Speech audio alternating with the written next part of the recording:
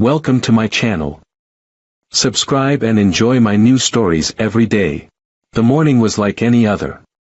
The sun slanted across the kitchen tiles, casting warm stripes of light that stretched lazily toward the living room. I cradled my coffee mug, the ceramic warm against my palms, as I watched Clara from the corner of my eye. She moved through our morning routine like a dancer with practiced grace, flipping the page of the newspaper with one hand while tapping at her phone with the other. Her lips curved in a faint smile, a smile that didn't quite reach her eyes. Clara had always been beautiful in a way that stopped people mid-sentence. Her dark hair, usually tied in a neat bun for work, had begun to fall loose, tendrils framing her face. But there was something different now, an edge to her movements that pricked at the back of my mind. The lingering scent of her perfume hung in the air, too strong for just another day at the office. "Big meeting today?" I asked, trying to sound casual. She didn't look up, just nodded, a lock of hair slipping from behind her ear. "Yeah, long day ahead," she replied. Her tone was breezy, but I caught the tightness in her voice, like a violin string wound too taut. It was subtle, easy to overlook. A stranger might miss it, but after 12 years of marriage, I could read Clara as easily as I could a book. Or at least, I thought I could. I wasn't sure when the doubts had started, only that they had seeped into my mind like water through a crack in the ceiling. Maybe it was the late nights that had become more frequent, the unexplained absences cloaked in vague mentions of work emergencies. Or the way her laughter, once genuine and warm, now sounded rehearsed. Whatever it was, the feeling gnawed at me, a persistent itch beneath my skin. I looked down at my watch and realized I needed to head to the office. The IT sector wasn't known for lenient bosses, and I was already pushing my luck this week. I grabbed my bag, slung it over my shoulder, and moved toward the door. Clara still hadn't looked up from her phone. "Have a good day," I said, pausing for her reply. "You too," she murmured absently, eyes flicking up for just a second. A second was all it took to spot the glimmer of guilt buried deep behind her practiced smile. The drive to work was routine, the hum of the tires on the asphalt a background track to my swirling thoughts. The city passed in a blur, shops opening for the day, cyclists weaving between cars, the traffic lights a rhythmic red-green pulse. I barely noticed when I reached the parking lot of my office building. Work was a welcome distraction. Between coding deadlines and managing server malfunctions, I managed to push Clara's tight smiles and the buzzing silence of our kitchen to the back of my mind. The day slipped by in a flurry of emails, meetings, and troubleshooting, until the sky outside turned a deeper blue and office lights buzzed to life. I was in the middle of compiling code when my phone vibrated. A simple, innocuous text notification from Clara, "Working late.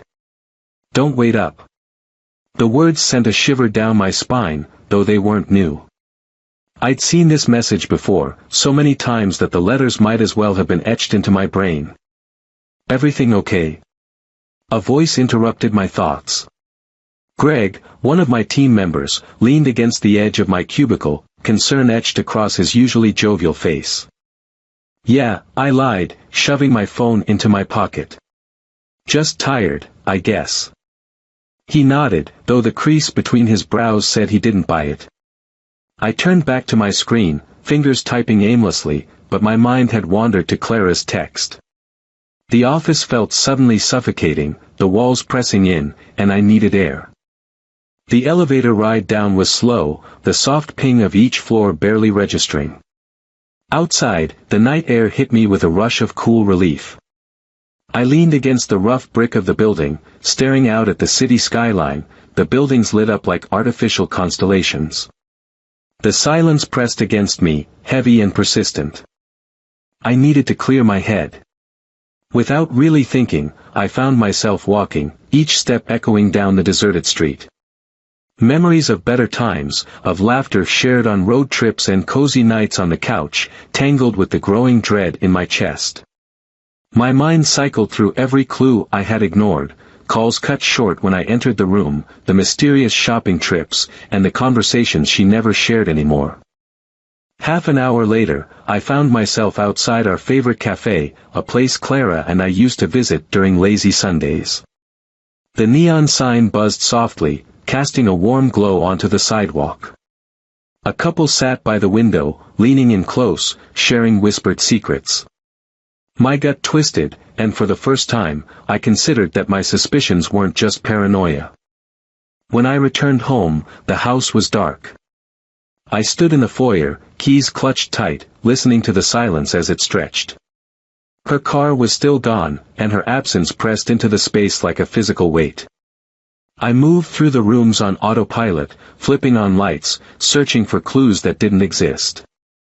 My eyes caught on the framed photos along the hallway, Clara and me on our wedding day, beach vacations, candid shots of laughter.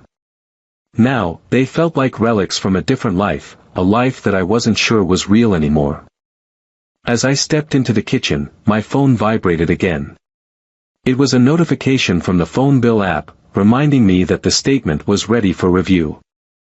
Normally, I wouldn't think twice about it, but tonight, it felt like an invitation. Heart pounding, I opened the app and scrolled through the numbers. One stood out immediately, repeated over and over, a Virginia area code. My pulse quickened as I matched the timestamps to nights Clara said she was working late. The pattern was unmistakable. Every doubt I had pushed down surfaced, raw and jagged. The air in the room grew colder, the silence deeper. Clara's absence wasn't just an empty space tonight.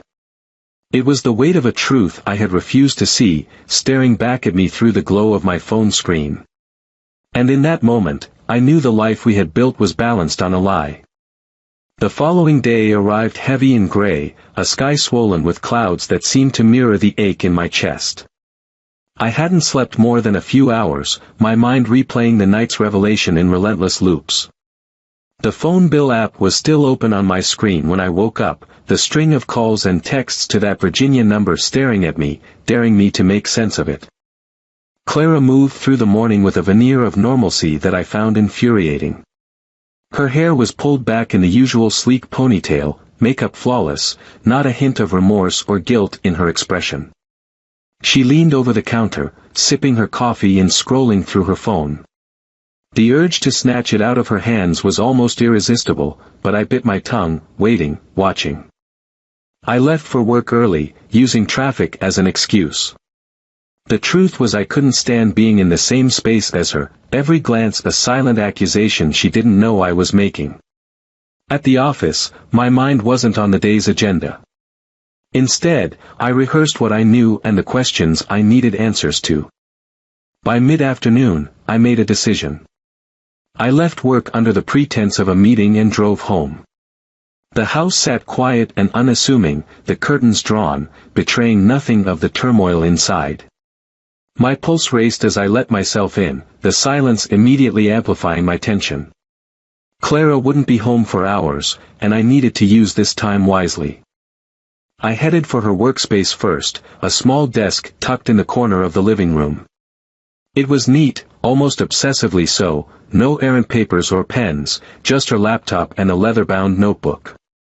The notebook yielded nothing but meeting notes and lists, mundane reminders of her day-to-day.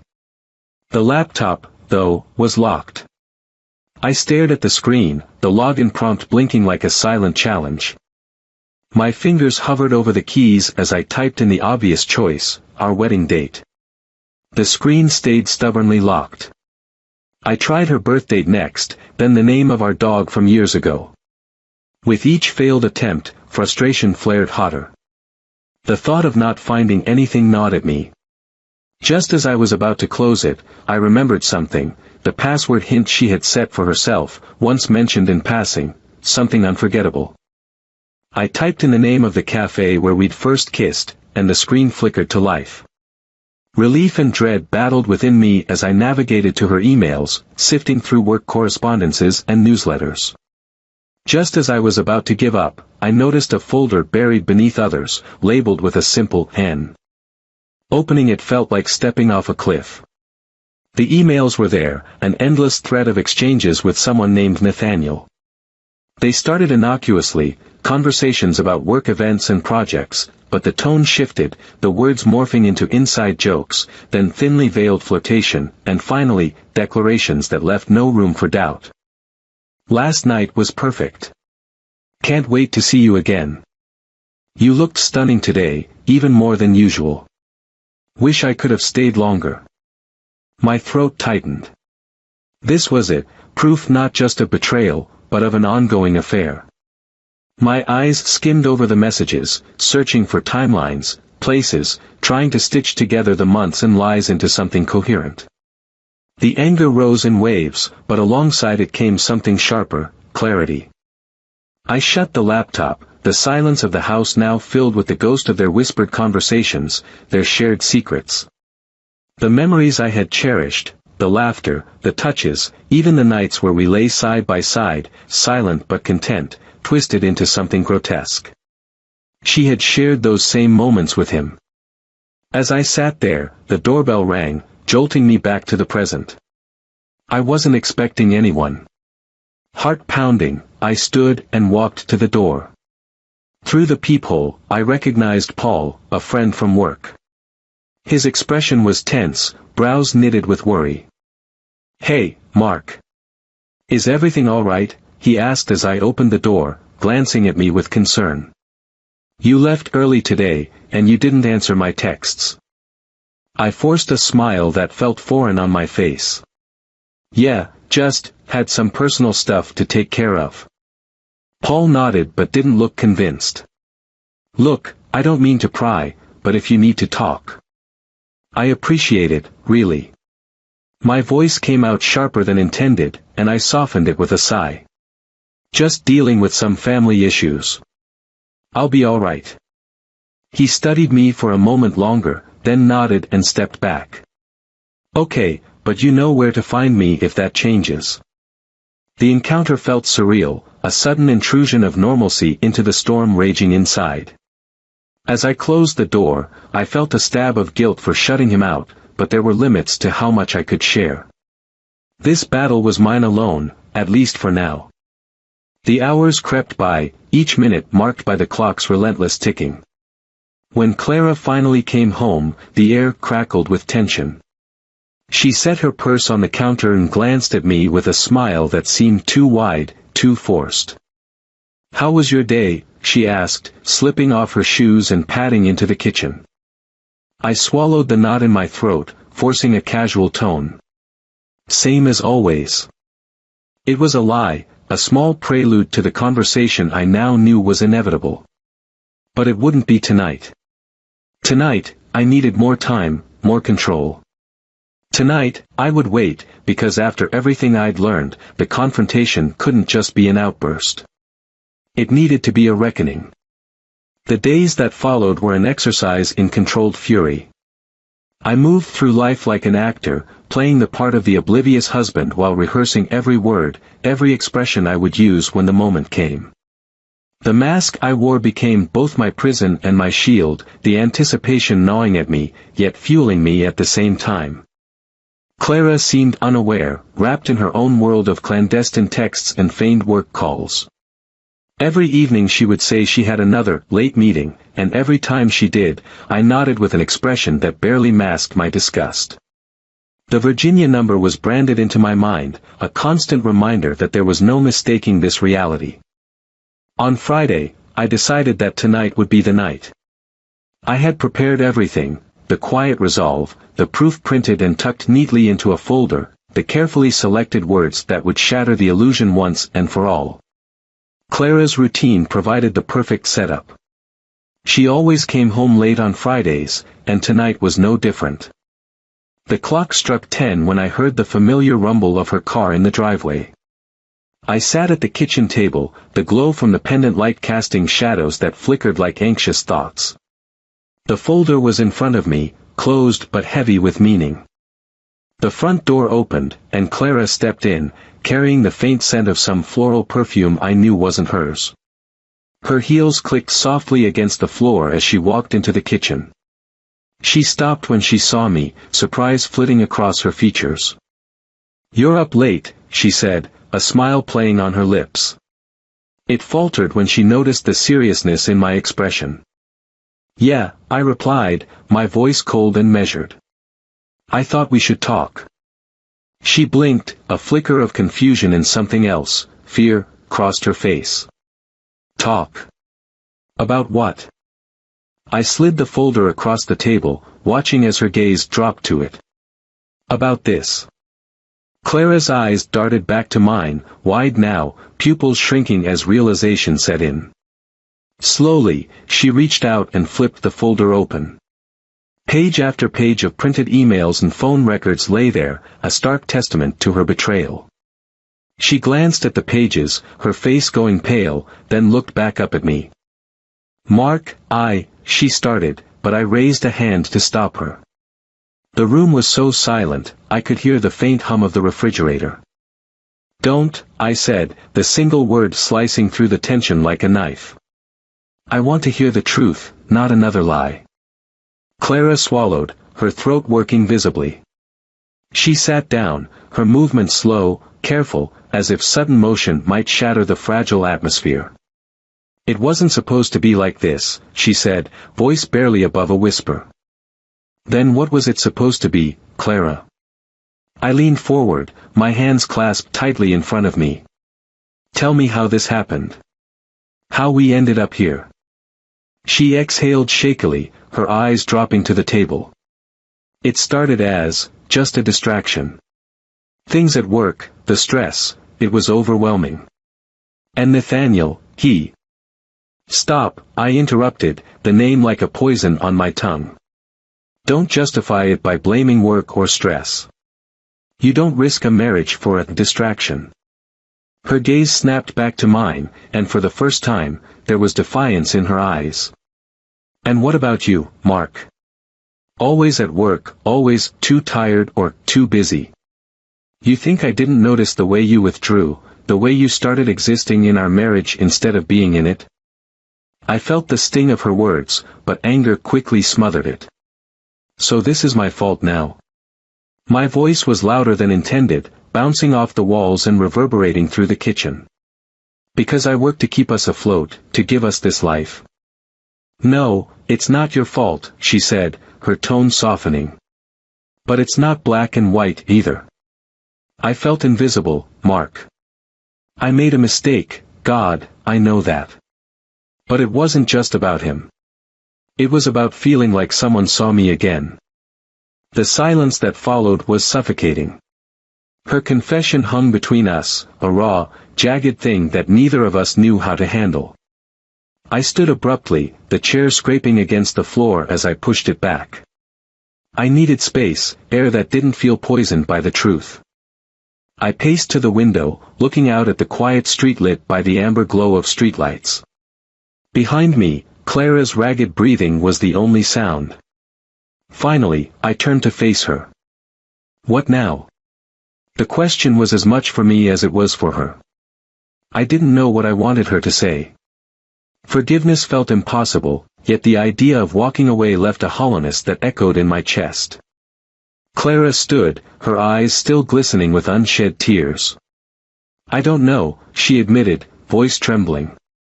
"I don't know what comes next. But I do know that I'm sorry, Mark. More than I could ever say." "Sorry doesn't change anything," I said, my voice breaking. "It doesn't erase the months you spent lying to my face, the trust you shattered." She nodded, wiping at her eyes with the back of her hand. "I know. But I need you to know that I never stopped loving you. Even when I was being the worst version of myself." The confession hit me like a punch to the gut. I opened my mouth to reply, but the words wouldn't come. The reality of her betrayal was a weight I wasn't sure I could bear, but there was something in her eyes, an earnestness that made me hesitate. A lifetime seemed to pass in that moment, the silence stretching until it frayed. I looked down at the folder on the table, the evidence of what had been done, and then at Clara, who stood there as if waiting for a verdict. I knew whatever came next would change everything. The morning sun filtered through the blinds, casting a lattice of light across the room. I hadn't slept much after last night's confrontation. Every time I closed my eyes, Clara's tear-streaked face would haunt me, her whispered confessions tangling in my thoughts. Yet today, an odd stillness had settled in my chest, a numb acceptance of the chaos that had seeped into my life. I found Clara sitting at the kitchen table, a mug of coffee cupped in her hands. She looked exhausted, eyes red-rimmed and hollow. For a moment, she was just a woman in pain, not the person who had unraveled our marriage. The realization softened something in me, but only slightly. "Morning," I said, the word feeling fragile, like glass that could shatter under the weight of what hung between us. She looked up, a faint glimmer of surprise flickering in her eyes. "Morning." We stood in the silence, the kitchen air dense with unsaid words. I finally spoke. "We need to figure out where we go from here. This can't stay like this." Clara nodded, her gaze dropping to the coffee swirling in her mug. "I know. I've been thinking too. I'll pack some things and stay at my sister's for a while. We both need space." A part of me wanted to protest, to demand answers she hadn't given, but I knew she was right. I needed to think clearly, away from the constant, suffocating reminders of betrayal. "I think that's best," I replied, my voice steady despite the tumult inside. The next few hours were a blur. Clara moved through the house like a ghost, pulling clothes from the closet, stuffing them into a duffel bag. I watched her, trying to reconcile this version of my wife with the one I thought I knew. When she finished, she stood by the door, hesitating. "I'll call before I come to pick up the rest," she said, barely meeting my eyes. "Okay." Then, just as she was about to turn the knob, she paused. "Mark, for whatever it's worth. I do hope you'll find it in you to forgive me one day." The words hung in the air long after she walked out. The echo of the closing door reverberated through me like a final note in a song I hadn't wanted to hear. The days passed, turning into weeks. The house was too quiet, each room an echo of memories that refused to be silenced. Work kept me occupied, but it was a thin salve over a deep wound. I found myself combing through the folder again one night, flipping through the pages until one detail caught my eye, the phone number.